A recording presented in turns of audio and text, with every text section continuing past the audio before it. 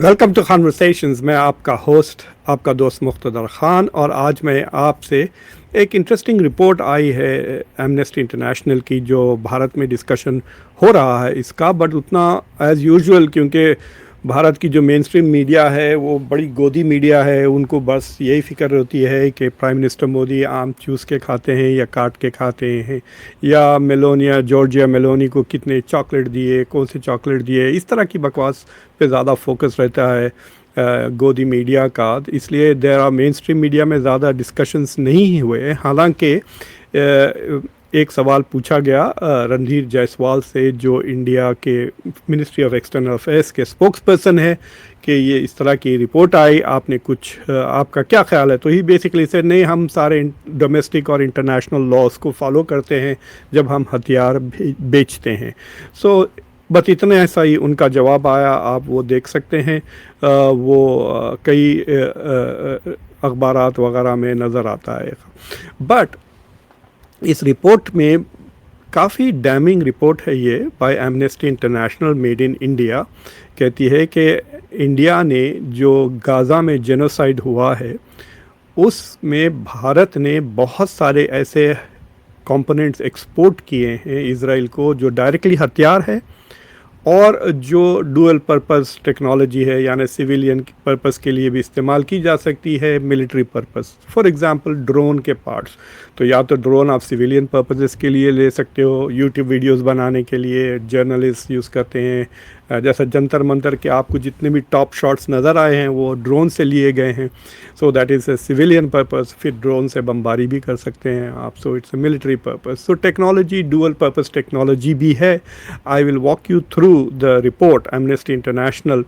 तो सवाल ये उठता है, क्या ये, मैं जो सवाल आपसे पूछना चाहता हूँ और जो शेयर करना चाह रहा हूँ, कि क्या ये पहला कदम है कि जिसका आखिरी कदम होगा एन अरेस्ट वारंट, या तो प्राइम मिनिस्टर मोदी के लिए, जैसा कि बीबी नेतन्याहू के लिए आईसीसी वारंट इशू हुआ है, या किसी और के लिए, यानी इंडियन गवर्नमेंट डिसाइड्स कि भाई किसी को बकरा बना दें, और या तो मिनिस्टर ऑफ डिफेंस या कोई सेक्रेटरी ऑफ डिफेंस। आपको याद है जब जंतर मंतर में डिमांड किया गया था कि एजुकेशन मिनिस्टर रिज़ाइन करे, उससे 2-3 दिन पहले एक बेचारे सेक्रेटरी को, ब्यूरोक्रेट को फायर कर दिया गया था या रिटायर कर दिया गया था, होपिंग के जंतर मंतर की क्राउड खामोश हो जाएगी और मिनिस्टर साहब बच जाएंगे। तो इस तरह कोई बलि का बकरा लेकर वो करेंगे। आपने देखा होगा जब अमेरिका ने इंडिया पे दबाव डाला था, वो जो ओवरसीज़ इंडिया ने जो इंडिया के रॉ एजेंट्स ने जो एक अमेरिकन सिटीज़न जो खालिस्तान के सपोर्टर है उनको मारने की जो मर्डर स्कीम बनाई थी, तो उस मामले में एक यादव नाम के रॉ एजेंट को इंडिया ने कह दिया कि ये रोग एजेंट है और उसको बलि का बकरा बना दिया। तो इस तरह किसी को बलि का बकरा बना सकते हैं। बट द पॉइंट इज़ कि क्या हम वहाँ तक पहुँचेंगे? Will this inquiry go in that direction? क्योंकि अभी तक भारत का जो डिस्कशन हो रहा था जेनोसाइड के ताल्लुक से, इतना सिर्फ एक ही एविडेंस आ रहा था कि Bharat was not voting UN में जिस इज़राइल का जिस तरह से सपोर्ट कर रहा था, उसके अलावा और कोई ज़्यादा डिस्कशन नहीं हो रहा था कि क्या भारत गाज़ा में जो जेनोसाइड हो रहा है उसको सपोर्ट कर रहा है या नहीं।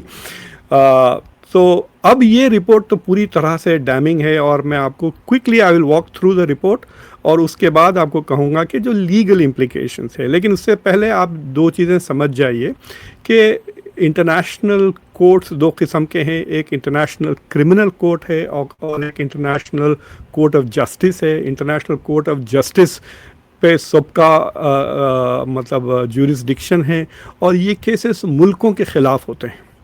तो अगर समझे कि आप एक कंट्री हैं और आप, जैसा कि आप फ़लस्तीन हैं, और आप किसी मुल्क के ख़िलाफ़ केस करना चाहते हैं कि हमारे ऊपर ये मुल्क जुल्म कर रहा है, तो आप इंटरनेशनल कोर्ट ऑफ जस्टिस को जाएंगे। वो भी हेग में है, आईसीसी भी हेग में है। लेकिन अगर आप किसी इंडिविजुअल के ख़िलाफ़, किसी एक पर्सन के ख़िलाफ़ केस कर रहे हैं कि इसने मुझ पे जुल्म किया, उसने मुझ पे जुल्म किया, लेट्स से कि आप शी जिनपिंग के ख़िलाफ़ केस करना चाह रहे हैं, तो then you will go to the International Criminal Court को जाओगे आप। और इंटरनेशनल कोर्ट ऑफ जस्टिस की तो काफ़ी ज़्यादा ज्यूरिसडिक्शन है। इंटरनेशनल क्रिमिनल कोर्ट की जो ज्यूरिसडिक्शन है वो थोड़ी लिमिटेड है, बिकॉज वही कंट्रीज़ जो उसका जो रोम स्टैट्यूट कहते हैं, उसकी जो लीगल बेसिस है, जो उसके मेंबर्स हैं, सिर्फ वही केस फाइल कर सकते हैं और उन्हीं के खिलाफ एग्जीक्यूट हो सकता है। तो कई मुल्क आईसीसी को साइन अप नहीं किए, भारत ने भी आईसीसी को साइन अप नहीं किया, अमेरिका ने भी नहीं किया, रशिया ने भी नहीं किया, चाइना भी नहीं किया। जो बड़े मुल्क हैं ये 4, इन्होंने नहीं किया। यूरोप के सारे मुल्कों ने आईसीसी का जो स्टैट्यूट है उसको साइन किया हुआ है। उसका मतलब ये है कि लेट अस से कि किसी ने मैक्रोन के ख़िलाफ़, कोई अफ्रीका कंट्री जहाँ फ्रांस काफ़ी जुल्म करता है, या ख़ुद फ़लस्तीन के तरफ से किसी ने मैक्रोन के ख़िलाफ़ केस कर दिया कि मैक्रोन ने हथियार दिया था जिससे बच्चों को मारा गया इन गाज़ा, और फिर इंटरनेशनल क्रिमिनल कोर्ट की तरफ से अगर अरेस्ट वारंट इश्यू हो जाता है तो France will fulfil that ICC का warrant, Canada will fulfil that, बरतानिया विल। तो बरतानिया थोड़ी बदमाशियाँ बहुत करता है, you know, it's a old country, pretends to be legal but does a lot of illegal things. बरतानिया, जैसा कि जेनोसाइड में बहुत बड़ा हाथ बरतानिया का भी है। ये जो गाज़ा में जेनोसाइड हुआ है ये सिर्फ इजराइल ने नहीं किया है। इजराइल को जो हथियार दिए हैं सबसे ज़्यादा तो हमारा ही मुल्क दिया है, अमेरिका ने दिए। सबसे ज़्यादा अगर जिम्मेदारी है तो जो बाइडन की बनती है। 14 महीने उन्होंने मुसलसिल हथियार और पैसे देते रहे टू इज़राइल, और उसको कोर्ट्स में, यूएन में बचाते भी रहे। अमेरिका का वीटो भी इस्तेमाल किया इज़राइल के लिए तकरीबन कुछ 20 बार पूरी हिस्ट्री में। तो सबसे ज़्यादा जिम्मेदारी इज़राइल की है, इज़राइल की फ़ौज की है। उसके बाद अमेरिका की है कि सबसे ज़्यादा पैसे या सबसे ज़्यादा हथियार अमेरिका देता है। उसके बाद कनाडा है, जर्मनी बहुत ज़्यादा, और कुछ हद तक फ्रांस और बरतानिया, ये 6। इनफैक्ट बरतानिया की जो एयरफोर्स है उसने कई हज़ारों फ़्लाइट्स गाज़ा के ऊपर से गुजार के इंटेलिजेंस गैदर करके इज़राइल की फ़ौज को दी कि यहाँ है बच्चे मारो, यहाँ औरतें मारो कहकर। तो इन सब क्वाइट कल्पेबल है। लेकिन ये जो रिपोर्ट है ये पहली बार भारत को कनेक्ट कर रही है विद जेनोसाइड इन गाज़ा। दूसरे लीडर्स की तो कनेक्शन हो चुका है। मेरे ख्याल से ट्रूडो भी फंस सकते हैं, और मोदी से ज़्यादा ट्रूडो फंस सकते हैं, और मोदी से ज़्यादा आप कह सकते हैं कि स्टारमर भी फंस सकते हैं, मैक्रोन भी फंस सकते हैं, और सबसे ज़्यादा दोनों जो बाइडन और डोनाल्ड ट्रंप भी फंस सकते हैं। लेकिन ये पहला कदम है जिसमें भारत को गाज़ा के जेनोसाइड के साथ कनेक्ट किया गया है। तो इसका असर क्या हो सकता है? देखिए, अभी तो ये ना तो आईसीजे को गया है ना आईसीसी को गया है, यानी ना तो भारत के खिलाफ कोई केस है ना मोदी के खिलाफ कोई केस है या मिनिस्ट्री ऑफ डिफेंस के लिए। It may not go that far, but unfortunately अब भारत का नाम कनेक्ट हो गया है विथ जेनोसाइड। अब जब भी गाज़ा के जेनोसाइड के बारे में लिखा जाएगा तो जितने भी स्कॉलर्स हैं दुनिया में जब लिखेंगे वो एमनेस्टी इंटरनेशनल रिपोर्ट को साइट करेंगे और कहेंगे कि ये मुल्क इन्वॉल्व थे जेनोसाइड में। और इसमें तो भारत के एक बहुत बड़े जज साहब, आप लोगों ने देखा होगा, इनका नाम मुरलीधर है। ये उड़ीसा के हाई कोर्ट के जज थे, मतलब चीफ जस्टिस रह चुके हैं। इनकी जो रिपोर्ट आई है कि 21,000 बच्चों को इजराइल ने ज़बरदस्ती मारा है, ड्रोन से मारा है वगैरह, और कुछ 40,000 से ज़्यादा शायद, और टोटल वीमेन एंड चिल्ड्रन, और कई बच्चों के हाथ चले गए, पाँव चले गए। तो वो टोटल कैजुअल्टीज़ कह रहे हैं तकरीबन 1,70,000 से ज़्यादा है। लेकिन बच्चे सिर्फ जो मारे गए हैं वो 21,000 बच्चे मारे गए हैं। So what is going to happen, इसके जो लीगल केस है भारत के ख़िलाफ़ जो बन सकता है वो ये है कि इंटरनेशनल 2 कन्वेंशन है, एक जेनोसाइड कन्वेंशन है, एक जिनीवा कन्वेंशन है, और दोनों के मुताबिक जब एक मुल्क दूसरे मुल्क को हथियार बेचता है then they must make sure कि उन हथियार का ह्यूमन राइट्स वायलेशन नहीं होता। ये आपकी जिम्मेदारी है। यानी अगर भारत ने बंदूकें बेची हैं, छोटे स्मॉल आर्म्स बेची हैं इज़राइल को या इज़राइल की फ़ौज को, then it is India's responsibility to make sure कि वो बंदूकों से इंसानों को ह्यूमन राइट्स के वायलेशंस में इस्तेमाल नहीं हो रहा है, सिर्फ डिफेंस के लिए इस्तेमाल हो रहा है। सो फॉर एग्जांपल ये रिपोर्ट जो आई है उसके कई कॉम्प्लिकेशंस हैं। मैं जल्द से जल्द फटाफट बता देता हूँ, लेकिन उससे पहले एक छोटा सा वीडियो दिखाता हूँ डोनाल्ड ट्रंप का। उनकी भी थोड़ी सी फटी हुई है।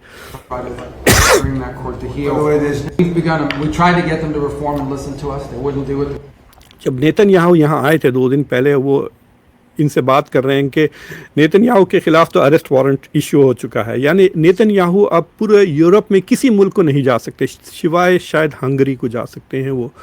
अगर वो किसी भी यूरोपियन मुल्क को गए तो उनको इमीडिएटली अरेस्ट किया जाएगा। अगर वो कनाडा को जाते हैं तो भी अरेस्ट किया जाएगा। सिर्फ अमेरिका आ सकते हैं, मेरे ख्याल से वो मेक्सिको भी नहीं जा सकते। साउथ अमेरिका में कई ऐसे मुल्क हैं जहां वो गए तो इमीडिएटली अरेस्ट हो जाएंगे। ईस्ट एशिया में भी कई ऐसे मुल्क हैं। भारत को आ सकते हैं बिकॉज भारत ने आईसीसी को साइन नहीं किया। और ये बहुत सीरियस बात है। आप लोग समझ रहे होंगे कि who cares. Let me tell you कि इसका जो असर हुआ है ये आईसीसी का वारंट का, पुतिन के ऊपर भी आईसीसी का अरेस्ट वारंट इश्यू हो चुका है, जैसा कि नेतन्याहू के ऊपर हुआ। और जो पुतिन के खिलाफ जो अरेस्ट वारंट है उसके वजह से वो साउथ अफ्रीका के जो ब्रिक्स समिट है, साउथ अफ्रीका के ब्रिक्स समिट में वो नहीं जा सके। ब्राज़ील में जो ब्रिक्स समिट हुआ उसमें भी वो नहीं जा सके, हालांकि वो बड़ी बड़ी मतलब ब्रिक्स के इतने इंपॉर्टेंट कंट्री है। रशिया वो ब्रिक्स के जो दूसरे जो टॉप 5 जो ब्रिक्स के ओरिजिनल कंट्रीज़ हैं, Russia, China, India, Brazil, south Africa, जो BRICS है, तो वो B और S के समिट्स में वो जा नहीं सके पुतिन, बिकॉज अगर वो जाते तो उनको अरेस्ट कर लेती साउथ अफ्रीका, उनको अरेस्ट कर लेते लूला जो उनके इतने करीबी दोस्त है। बिकॉज आईसीसी का वारंट इश्यू हो चुका है पुतिन के लिए, वो यूरोप तक जा ही नहीं सकते कभी भी। सो द मोमेंट तो ये मोदी जिस तरह से अवार्ड्स कलेक्ट करते फिरते हैं ना दूसरे मुल्कों पे जाकर, फिर वो ट्रैवल नहीं कर सकेंगे अगर उनके खिलाफ अरेस्ट वारंट, अगर अरेस्ट वारंट नहीं भी हुआ, अगर केस चल जाता है या केस अगर भारत के खिलाफ नहीं भी होता है आईसीजे में, या मोदी या राजनाथ सिंह या किसी प्राइवेट, इसमें अडानी का भी नाम आ रहा है बार बार रिपोर्ट्स में, तो अगर उनके खिलाफ भी केसेस हो जाते ना हो, लेकिन बदनामी तो शुरू हो गई ना। तो भारत का नाम अब कनेक्ट हो गया है गाज़ा जेनोसाइड के साथ। और आपको मैं साफ बता दूं, इससे इतना फ़र्क आ रहा है, अमेरिका की पॉलिटिक्स बदल गई है। कल एक सर्वे हुआ यहाँ पर अमेरिका में, तो डेमोक्रेटिक पार्टी में जिसके बहुत चांसेस है नवंबर में इलेक्शन जीतने के, डेमोक्रेटिक पार्टी का जो सबसे पॉपुलर पॉलिटिशियन है वो ज़ोहरान ममदानी है। मैं उस पर एक अलग शो करूंगा आज रात को, जो पब्लिक ओपिनियन पोलिंग हुई है। Zohran Mamdani is the most popular democratic politician in America. और ज़ोहरान ममदानी का क्या मुद्दे थे याद है कि अगर ये आएंगे न्यूयॉर्क को तो मैं उनको अरेस्ट कर लूँगा, नेतन्याहू को।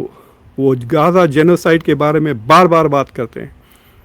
वो उमर खालिद के बारे में भी बात करते हैं, जो 6 साल से जेल में पड़े हुए हैं और उनके खिलाफ बेल तक नहीं दी जाती उनको, और उनके खिलाफ केस भी नहीं चल रहा क्योंकि सबूत नहीं है उनके पास।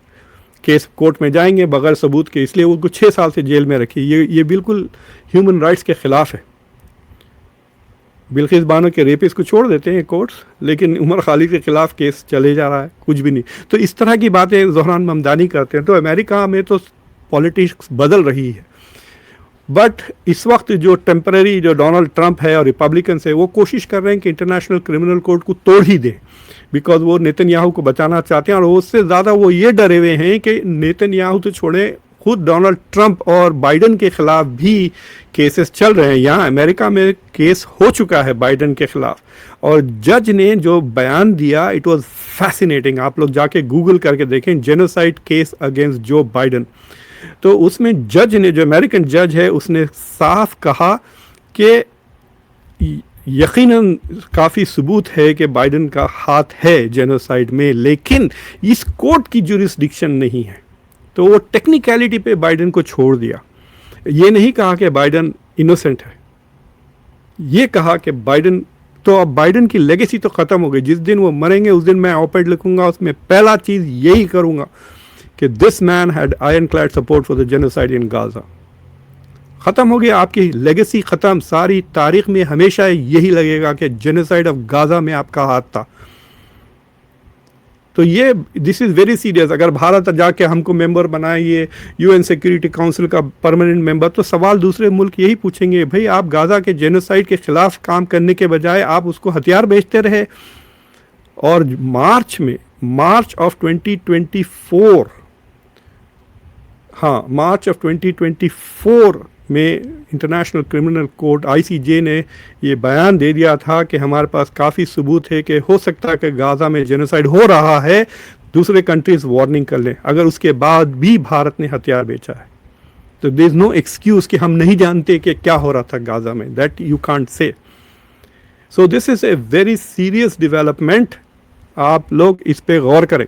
तो एनीवे जो सबूत है ये है उसकी रिपोर्ट, मैं बता देता हूँ, आप जाके देख लीजिए। Made in India amnesty international report की है, तफसील से उन्होंने किया है। तो उन्होंने जो शिपमेंट लेवल्स है ये इम्पॉर्टेंट है, आप इसको देखें। तो इसमें मैं आपको अभी पढ़ के दिखा देता हूँ, यहाँ पे थोड़ा सा I need a bigger port, तो आपको बताता हूँ उस रिपोर्ट में क्या लिखा है। तो वो कहते हैं कि उन्होंने अक्टूबर 7 के बाद से टोटल 2596 यानी तकरीबन 2600 भारत से शिपमेंट्स इजराइल को गए हैं, जिसमें से 788 आर मिलिट्री शिपमेंट्स, बाकी के डुअल टेक्नोलॉजी शिपमेंट्स हैं। और एयर डिफेंस सिस्टम्स जो भारत ने मदद की इजराइल की, उसको वो नहीं गिन रहे हैं क्योंकि वो डिफेंसिव वेपन्स हैं। तो जो नंबर ऑफ़ शिपमेंट्स आप देख सकते हैं इस शीट में 1838 जो शिपमेंट्स हैं उसकी अलग कैटेगरी है, वेपन्स की अलग कैटेगरी है वगैरह वगैरह, फाइटिंग व्हीकल्स। तो ये रिपोर्ट इज़ अबाउट कि कौन से हथियार भारत ने, तो काफ़ी सिस्टमेटिकली इन्होंने इसको डॉक्यूमेंट किया है कि भारत से शिपमेंट इजराइल को गया, इसमें ड्रोन की टेक्नोलॉजी थी, इसमें इतने वो थे एमिनिशन वगैरह। और फिर उसके बाद उन्होंने ये लिस्ट बनाई भारत की जो कंपनीज़ हैं जिन्होंने हथियार बेचा इजराइल को। तो ये जो कंपनीज़ है इसमें आप फेरिस्त देख सकते हैं, इस लिस्ट ऑफ ये जो कंपनीज़ की जो लिस्ट है इसमें जैसा कि म्यूनिशंस इंडिया लिमिटेड है पहला, ये लीगल स्टेटस उसका पब्लिक सेक्टर कंपनी है और इसकी जिम्मेदारी पूरी की पूरी भारत गवर्नमेंट पे आती है। तो ये जो हथियार मैं बताऊंगा आपको कौन से हथियार म्यूनिशंस इंडिया ने बेचा है इजराइल को जो गाज़ा में इस्तेमाल हुए हैं। तो ये खाली इसको ही ले लें आप, खाली म्यूनिशंस इंडिया, तो इसमें पूरी की पूरी जिम्मेदारी भारत सरकार की आ जाती है। फिर उसके बाद प्राइवेट कंपनीज हैं कई, पीएलसी एक जॉइंट वेंचर है बिटवीन अदानी के साथ, तो इनके खिलाफ भी केसेस हो सकते हैं। और फिर उसके बाद आप जाके देख सकते हैं India Optel limited, advance weapons and equipment India limited, ये भी पूरी की पूरी गवर्नमेंट ओरिएंटेड है। तो दो किस्म के इल्ज़ामात लगेंगे, एक तो कि भाई आपकी सरकार ही गवर्नमेंट है, यानी आप ही के पब्लिक सेक्टर के, जिसमें आप डिनाई ही नहीं कर सकते कि अरे we didn't know they were doing it. तो गवर्नमेंट ऑटोमेटिकली, मोदी इन्वॉल्व हो या ना हो, राजनाथ सिंह इन्वॉल्व हो या ना हो केस में, बट जिम्मेदारी तो उन्हीं की है। ये और बात है कि भारत में जिम्मेदारी नहीं लेते भारत के मिनिस्टर्स, किसी भी चीज़ की अकाउंटेबिलिटी है ही नहीं भारत में। आपको जंतर मंतर में जाके 2 महीने स्ट्राइक करना पड़ता, धरना करना पड़ता, इतने बड़े बड़े प्रोटेस्ट करे तो कुछ अकाउंटेबिलिटी आपको मिलेगी भारत में। But anyway internationally it doesn't work like that. तो जो कंपनीज़ हैं भारत की गवर्नमेंट की, उनकी रिस्पॉन्सिबिलिटी तो है ही, लेकिन जो प्राइवेट कंपनीज़ है उसमें भी India is required to follow the Geneva Convention and the genocide convention, जिसके मुताबिक यू हैव टू इन्वेस्टिगेट, यानी भारत की सरकार को इन्वेस्टिगेट करना चाहिए। तो मिनिमम नेग्लिजेंस का इल्ज़ाम लग सकता है। और वो जो म्यूनिशंस की जो बात कर रहा था मैं, वो जो कंपनी है भारत की म्यूनिशंस इंडिया लिमिटेड, उसके ये हथियार उन्होंने बेचे हैं इजराइल को जो गाज़ा में इस्तेमाल किए गए, जिसमें 73,000 सिविलियंस मारे गए, जिसमें से 21,000 तो सिर्फ छोटे बच्चे हैं और कुछ 40,000 तक शायद औरतें भी हैं, या औरतें बच्चे मिलाकर। और ये रिपोर्ट इतनी इंटरेस्टिंग है, एक नई रिपोर्ट आई जो भारत के खुद जज साहब ने, मुरलीधर है इनका नाम, इन्होंने फाइल किया है, this has come out just now, जिसमें तफसील दिया हुआ है। तो अब मैं आपको समराइज़ कर देता हूँ कि क्या इश्यूज़ हैं, और वो समरी आप ये एक्चुअली मैंने ये जनरेट किया है इंडियाज़ इन्वॉल्वमेंट इन गाज़ा, उसमें आप देख सकते हैं। ये मैं इसको पूरा लगा दूंगा लिंक्डइन पे, एक्स पर, फेसबुक पर और मेरे चैनल के पोस्ट पर, तो आप जाके तफसील से इसको पढ़ सकते हैं कि what are the issues involve. मैं आपको क्विकली समराइज़ कर देता हूँ। तो पहला चीज़ तो है स्केल ऑफ ट्रेड। तो भारत ने तकरीबन 4 लाख छोटे हथियार बेचे, यानी पिस्टल्स वगैरह टाइप चीज़ें, और तकरीबन 5.5 लाख एक्सप्लोसिव ऑर्डिनेंस यानी बम्स बेचे हैं, और तकरीबन 300 मिलिट्री व्हीकल्स के कंपोनेंट्स बेचे हैं। आई डोंट नो क्या कंपोनेंट्स है। तो जो ग्राउंड इन्वेजन हुआ है उसमें शायद इन्वॉल्व थे। तो जो स्टेट की सरकारी जो कंपनियां हैं जिसमें इन्वॉल्व है वो नंबर 2 है munitions India limited, India octal limited, advance weapons and equipment India limited. ये तो सरकार की स्ट्रेट फॉरवर्ड जिम्मेदारी है कि ये सरकार की गवर्नमेंट ने बेची है। फिर जो लीगल एक्सपोजर है तो आईसीजे की जो प्रोविजनल मेजर्स ऑर्डर्स हैं, तो आईसीजे और यूएन ने दोनों ने वार्निंग दे दी थी कि इजराइल गाज़ा में जेनोसाइड कर रहा है। ये और बात है कि भारत, इंडिया, अमेरिका और 3-4 मुल्कों ने उसके खिलाफ वोट डाले हैं, but most countries including France वगैरह ने वोट डाले हैं कि यह जेनोसाइड हो रहा है। अब इसमें कोई दो राय नहीं है सिवाय अमेरिका के अंदर, इजराइल के अंदर छोड़ दें, और कुछ हद तक 1/3 इंडिया में कहते हैं कि सपोर्ट है, लेकिन हर जगह अब इट इज़ कन्विंस्ड कि जेनोसाइड हुआ है गाज़ा में और उसके बहुत सबूत है। और ये ऐसे नहीं कि जैसा कि इंडिया में लोग टीवी पे कह देते हैं कि बांग्लादेश में जेनोसाइड हो रहा है, यहाँ पे जेनोसाइड, वैसा नहीं है, वो ऐसे बोलने वाली बातें नहीं है। These are facts, proven cases हैं, यूएन के रिपोर्ट्स हैं, एमनेस्टी इंटरनेशनल के रिपोर्ट्स हैं, इंडिविजुअल कंट्रीज़ के रिपोर्ट्स हैं, स्कॉलर्स के रिपोर्ट्स हैं, अब तो किताबें भी छपने लगी हैं। तो this is like an indisputable historical fact, इससे आप बच नहीं सकते।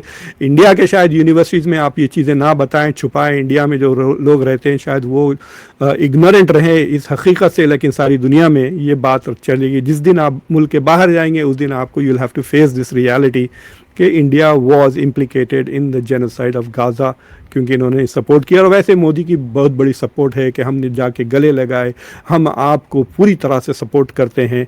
ये मोदी ने इस साल कहा 2026 में, और एक लफ्ज़ नहीं किया पूरी तकरीर में जो उन्होंने इज़राइल के पार्लियामेंट दी जेनोसाइड के ताल्लुक से। बातें तो बहुत करते हैं कि हम विश्व गुरु हैं, हम वैल्यूज़ की बात करते हैं, लेकिन जो बच्चे मारे गए वगैरह उसके बारे में उन्होंने कुछ नहीं, निंदा नहीं की, कुछ नहीं की। दूसरी चीज़ ये है कि कह रहे हैं भारत का जो लीगल सिस्टम है उसमें कोई ऐसा रिक्वायरमेंट्स नहीं है। ये बहुत इंपॉर्टेंट चीज़ है जिससे बाद में परेशानियां होगी। देखिए, इस तरह की चीज़ अमेरिका भी करता है, लेकिन भारत के पास वो ताकत नहीं है जो अमेरिका के पास ताकत है। जब अमेरिका कहता है जंप तो सारी दुनिया जंप करती है, इंक्लूडिंग मोदी। तो वो ताकत भारत के पास नहीं है। वो आपको ऑपरेशन सिंदूर में पता चल गया, कोई आपके साथ खड़ा नहीं रहा था। तो द थिंग इज़ कि अमेरिका के is able to get away because America is more powerful than the legal instrument. लेकिन जो दूसरे मुल्क है, देखिए चाइना के ऊपर भी सैंक्शंस लगे हुए हैं शिनजियांग को लेकर। जो चाइना के ऊपर जो इल्ज़ामात लगे हैं कि उन्होंने मुसलमानों के ख़िलाफ़ जेनोसाइड किया है, उसके हालांकि कई मुस्लिम कंट्रीज़ ने उनका सपोर्ट किया, इंक्लूडिंग पाकिस्तान और सऊदी अरेबिया ने चाइना का। उसके बावजूद चाइना के ऊपर अभी भी सैंक्शंस लगे हुए हैं बाज़ because of the genocide in Xinjiang. और फिर उसके बाद जो रिकमेंडेशंस जो दे रही है एमनेस्टी इंटरनेशनल, उन्होंने कहा कि हथियार बेचना बंद कर दें इजराइल को और अपने लीगल सिस्टम्स को रिफॉर्म करें। ये एमनेस्टी इंटरनेशनल की रिपोर्ट का थोड़ा सा खुलासा है, ये देखें। So in the end what does all of this mean? तो सवाल मेरा तो सिंपल सा सवाल है कि is this the first step towards या तो इंडिया के ख़िलाफ़ नाम आएगा। आई डोंट थिंक कि इंडिया के ख़िलाफ़ कोई केस, क्योंकि इसके बहुत एनर्जी लगती है, बहुत पैसे लगते हैं। सो आई डोंट थिंक कि कोई कंट्री ख़ास तौर से इंडिया के ख़िलाफ़ केस करेगा आईसीजे में। तो दूसरा चीज़ ये है, आईसीसी में अगर आईसीसी खुद अगर कोशिश कर डिसाइड करे तो they can file cases against it. लेकिन इंडिया का उतना ज़्यादा, India has played a role. It's like saying कि अगर 21,000 बच्चे मारे गए हैं तो 21,000 में तो 18-19,000 का जिम्मेदारी तो अमेरिका की है, इजराइल की और अमेरिका की है। तो जो percentage of India's role might be to say, ठीक है 1% शायद बच्चे इंडिया के हथियार से मारे गए, लेकिन इससे ज़्यादा जर्मनी के हथियार हैं, कनाडा के हथियार हैं, बरतानिया के हथियार हैं, and to some extent France का भी इन्वॉल्वमेंट है। I have not check France का, बट फ्रांस का भी होगा। बट डेफिनेटली ग्रेट ब्रिटेन का तो देखिए second highest after America, great Britain और जर्मनी, ये दोनों ने बहुत हथियार दिए, देते रह रहे हैं, अभी भी दे रहे हैं। बरतानिया ने एटलीस्ट कंडेमनेशंस किए हैं, स्टेटमेंट्स खिलाफ दिए हैं, वोट्स पे बाद एब्सटेन भी किए हैं यूएन में, दैट्स इट। जर्मनी तो मुसलसिल अमेरिका जैसा सपोर्ट करता है, जर्मनी भी वैसे ही सपोर्ट करती है। पीपल डोंट नोटिस क्योंकि अमेरिका बहुत ज़्यादा करती है। देखिए, तो अमेरिका आईसीसी के ख़िलाफ़ जा रही है, जर्मनी नहीं जा रही है। तो अब फॉर एग्जांपल अगर नेतन्याहू जर्मनी गए तो उनको अरेस्ट कर लेगा जर्मनी, हालांकि इतना सपोर्ट वो करते हैं इसराइल को। सो what is the worst thing that is come? Worst thing तो यही है कि भारत अपने आप को प्रमोट करता है कि हम बहुत ही अच्छे पावर हैं, हम रिस्पॉन्सिबल पावर हैं, लेकिन इस मुद्दे पर, इसराइल के मुद्दे पर, जो कंट्रीज़ कॉलोनाइजेशन से सफ़र हुए हैं, जैसा कि साउथ अफ्रीका है, अपार्थाइड का वो विक्टिम है, ब्रिक्स का मेंबर है, भारत उसके साथ नहीं है, भारत ब्राज़ील के साथ नहीं है। तो India is not on the side of good countries any more. और ये ख़त्म नहीं होने वाली बात है, क्योंकि ये जो गाज़ा के साथ जो जेनोसाइड हुआ है, उसमें दुनिया में बिलियंस एंड बिलियंस ऑफ लोग इससे बहुत चिढ़े हुए हैं और बहुत मुतासिर हो चुके हैं कि इतना बड़ा जुर्म हुआ है। अब इंडिया में और बात है कि लोगों को इंसानियत ख़त्म होती जा रही है, सड़कों पे लोगों को मार रहे हैं, मैं देख रहा हूँ बच्चों को मारते फिर रहे हैं ये हिंदुत्व के थग्स, बजरंग दल, ये अपने आप को पता नहीं क्या रिलीजन को ये वायलेंस, सड़क पे वायलेंस करना, खुद दूसरे भारतवासियों को मारे जा रहे हैं। ऐसे लोगों को क्या इंसानियत हो सकती है कि उनको क्या फ़र्क पड़ेगा कि 20,000 बच्चों को मार दिया, तो खुश हो रहे होंगे। तो leave them aside, but the rest of the world, बड़े बड़े एक्टर्स अमेरिका में, लीडर्स, फिलोसोफर्स, स्कॉलर्स इस मुद्दे पर लेकर बार बार स्पोर्ट्स पीपल झंडे लेके भाग रहे हैं। स्पेन की टीम फ़लस्तीन का झंडा लेके जा रही है। तो this issue is going to become bigger and bigger and bigger. और अमेरिका में पब्लिक ओपिनियन बहुत बदल रहा है। जिस दिन अमेरिका का पब्लिक ओपिनियन बदल जाएगा पूरी तरह से इसराइल के ख़िलाफ़, तो ये सारे चीज़ों पर इंटरनेशनल चीज़ें लग जाएंगी। जैसा ईरान के ऊपर सैंक्शंस लगने लगेंगे, वैसे इसराइल के ऊपर लगने लगेंगे, क्योंकि it is a state which is committing genocide, ethnic cleansing और एन अपार्थाइड स्टेट है। यानी इंसान की रेस देखकर वो अलग अलग रूल्स बनाते हैं। जैसा भारत में नहीं है, दलितों के लिए एक रूल, ब्राह्मणों के लिए एक रूल, उस तरह that is a kind of apartheid situation. अब ये तो है कि इंडिपेंडेंट इंडिया में वो रूल्स नहीं है, लाना चाह रहे हैं वो और बात है, आरएसएस जैसे organisations. But the point is very simple कि ऑलरेडी इंडिया के नुकसान, इमेज में डेंट हो गया है। और लोग कहते हैं कि भारत वाला, we don't care. Of course you care, of course you care. अगर मेलोनी एक सेल्फी लगा देती है तो आप ऐसा खुश दिवाली मनाता है सारा मुल्क कि इटली में एक गोरी औरत ने मोदी के साथ फ़ोटो ले ली। तो भारत तड़प रहा है इंटरनेशनल रिकग्निशन के लिए। ये तो इट इज़ ऑब्वियस। ये रिवॉर्ड कलेक्ट करने सेशल्स जैसे मुल्क को जाते हैं। सेशल्स की आबादी 1,20,000 है। अहमदाबाद के क्रिकेट स्टेडियम में 1,30,000 लोग आते हैं। ऐसे मुल्क के लिए वक्त है मोदी साहब के पास जाने का, क्योंकि भारत में बड़ी शान बढ़ जाती है। ओ, इंडिया इज़ बीइंग रिकग्नाइज्ड, हमारा रिलीजन रिकग्नाइज हो रहा है, हमारा सिविलाइजेशन रिकग्नाइज हो रहा है। सो India is desperate for international appreciation. और जब ये रिपोर्ट्स आते हैं, देखिए भारत ने, आप जाके इसको गूगल करके देखें, डॉक्टर जयशंकर ने बड़ी कोशिशें की थी कि जो डेमोक्रेसी का इंडेक्स है उसको इन्फ्लुएंस करने की, कि भारत को बेटर रैंकिंग दे। So India is working very hard to try and improve कि भाई हम फ्रीडम ऑफ स्पीच में हम 150 हैं, हम human development index, they are trying to make India look good. That is fine, that is their job. But ये जो Amnesty International की रिपोर्ट आई, सारी दुनिया में फिर रही है और अब सारे स्कॉलर्स इसको साइट करेंगे। सो इट इज़, इसका जो आप कह सकते हैं कि फ्री में इंडिया के ख़िलाफ़ एडवर्टिजमेंट हो रहा है इमेज का, and you can not deny it, because आपके प्राइम मिनिस्टर ने जाके इसराइल को गले लगाकर, जेनोसाइड चल रहा है गाज़ा में और आप उसको गले लगा के कह रहे हैं कि मैं पूरी तरह से आपके साथ हूँ। It's a very shameful day. Ignore कर लें, but it has consequences. Thank you for watching conversation. अगर आप मेंबर हैं कॉन्वर्सेशंस के तो प्लीज़ ज्वाइन करें। मैंने जूम की लिंक लगा दी है पोस्ट पर, और 15 मिनट में हमारी मीटिंग शुरू होने वाली है, जूम मीटिंग, और उसमें आप आपके सवाल होंगे और मेरे जवाब होंगे। So thank you for watching conversation. अगर आपने अभी तक चैनल को सब्सक्राइब नहीं किया है तो चैनल को सब्सक्राइब करें, वीडियो को लाइक करें, बेल आइकॉन ज़रूर दबाएं और इस वीडियो को दूसरों के साथ ज़रूर शेयर करें। अंटिल नेक्स्ट टाइम, मैं आपका होस्ट, आपका दोस्त मुख्तदर खान। Take care.